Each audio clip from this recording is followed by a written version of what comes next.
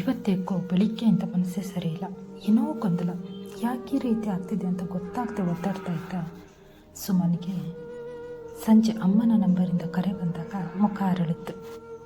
ಫೋನಲ್ಲಿ ಅತ್ತ ಕಡೆಯಿಂದ ಮಾತಾಡಿದ್ದು ಮಾವ. ಹಲೋ ಅಂದಿದ್ದಷ್ಟೆ ಕಣ್ಣಿಂದ ನೀರು ಹರಿಯತೊಡಗಿತ್ತು. ಹೆಂಡತಿ ಸ್ವಪ್ನ ಏನಾಯಿತು ಇದು ಕೇಳೋ ತನಕ ಸ್ತಬ್ಧನಾಗಿದ್ದ ಸುಮನ್. ಅಮ್ಮ ಹೋಗ್ಬಿಟ್ರು. ಗಂಟಲು ಕಟ್ಟಿದ ಹಾಗೆ ಆಗಿತ್ತು. ಮಾತು ಹೊರಬರಲಿಲ್ಲ. ಹೆಂಡತಿಗೆ ಹೊರಡಲು ಹೇಳಿ ಊರಿನ ಕಡೆಗೆ ಇಬ್ಬರು ಹೊರಟರು. ಸ್ವಪ್ನ ತಾನೇ ಕಾರು ಓಡಿಸತೊಡಗಿದಳು. ಸುಮನ್ ಸೀಟಿ ಹೊರಗಿ ಕಣ್ಣು ಮುಚ್ಚಿದ್ದ. ಹಲ್ಲು ಕಚ್ಚಿ ದುಃಖ ತಡೆ ಹಿಡಿತಿದ್ದ. ಹೀಗೆ ಮಾಡೋದು ನ್ಯಾಯನಾ? ಇದು ಸರಿನಾ? ಮನಸ್ಸಲ್ಲಿ ನೂರಾರು ಪ್ರಶ್ನೆಗಳು ಓಡುತ್ತಿದ್ದವು. ಯಾವುದಕ್ಕೂ ಉತ್ತರ ಇರಲಿಲ್ಲ. ಸ್ವಪ್ನ ಒಮ್ಮೆ ಕೈ ಒತ್ತಿ ಸಮಾಧಾನ ಮಾಡಿದಳು. ತಾಯಿ ಎತ್ತರಷ್ಟೇ ತಾಯಿಯಾಗಲ್ಲ, ಸಾಕಬೇಕು. ತನ್ನ ಜೀವವನ್ನೇ ತೇದು ಸಾಕಬೇಕು. ಆಗ ತಾಯಿ ಜನ್ಮ ಸಾರ್ಥಕ. ಆದರೆ ಪದ್ಮ ಆಕೆ ಮಹಾತಾಯಿಯೇ ಸರಿ. 13 ವರ್ಷಕ್ಕೆಲ್ಲ ಮದುವೆಯಾಗಿ ಕುಡುಕ ಗಂಡನೊಡನೆ ಅವಳು ಅನುಭವಿಸಿದ ಕಷ್ಟ ಹೇಳದಿರದು.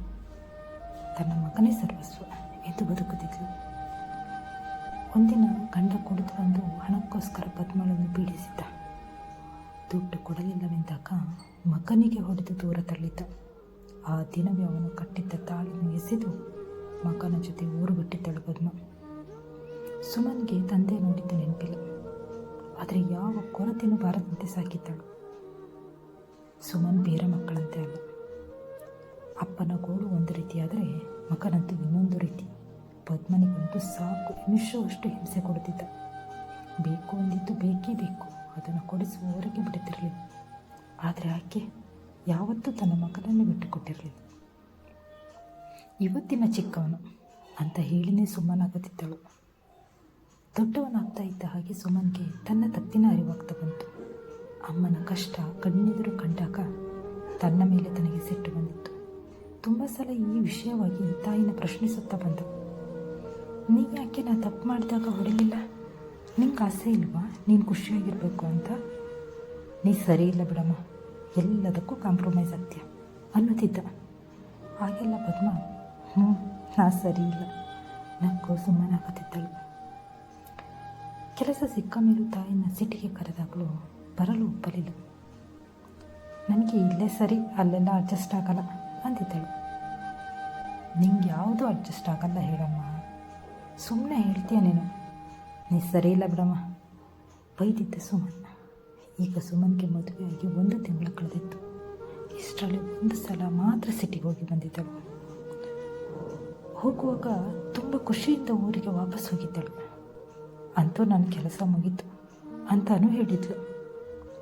ಯಾವ ಅರ್ಥದಲ್ಲಿ ಹೇಳಿದ್ದಳು ಏನೋ. ಇನ್ನೂ ತುಂಬ ಕೆಲಸ ಬಾಕಿ ಇದೆ ಅಮ್ಮ, ಹೀಗೆಲ್ಲ ಮಾತಾಡ್ಬೇಡ ಬಿಡಮ್ಮ ಎಂದಾಗ, ಇನ್ನೇನು ಮಗ ನೀ ಸೆಟ್ಲಾದೆ, ಇನ್ನು ನನ್ನ ಜವಾಬ್ದಾರಿ ಮುಗೀತು ಅಂದಿದ್ದಳು. ಆಗಲೂ ಬೈದಿದ್ದ ಸುಮನ್, ನೀ ಸರಿ ಇಲ್ಲ ಬಿಡಮ್ಮ ಎಂದಿದ್ದ. ತನ್ನ ಮಾತಿನಂತೆ ಕೆಲಸ ಮುಗೀತೆಂದು ಹೊರಟೇ ಬಿಟ್ಟಳಲ್ಲ. ಕಾರಲ್ಲಿ ಬಿಕ್ಕಿ ಬಿಕ್ಕಿ ಹೇಳತೊಡಗಿದ ಸುಮನ್. ಸ್ವಪ್ನ ಕಾರ್ ನಿಲ್ಲಿಸಿ ಸಮಾಧಾನ ಮಾಡತೊಡಗಿದಳು. 10 ನಿಮಿಷಗಳ ಬಳಿಕ ಮತ್ತೆ ಪ್ರಯಾಣ ಮುಂದುವರಿಸಿದರು. ಊರಿಗೆ ಹೋಗುವಾಗ ಯಾವಾಗಲೂ ಒಂದಷ್ಟು ತಿಂಡಿ ಸೀರೆ ಎಲ್ಲ ಇರ್ತಿತ್ತು. ಯಾವತ್ತೂ ಭಾರ ಆಗಿರಲಿಲ್ಲ. ಆದರೆ ಇವತ್ತು ಏನೂ ಇಲ್ಲ. ಆದರೆ ಪ್ರಯಾಣ ತುಂಬ ಭಾರ ಆಗ್ತಾ ಇದೆ. ಮನಸ್ಸು ಜೋರಾಗಿ ಚೀರುತ್ತಿತ್ತು.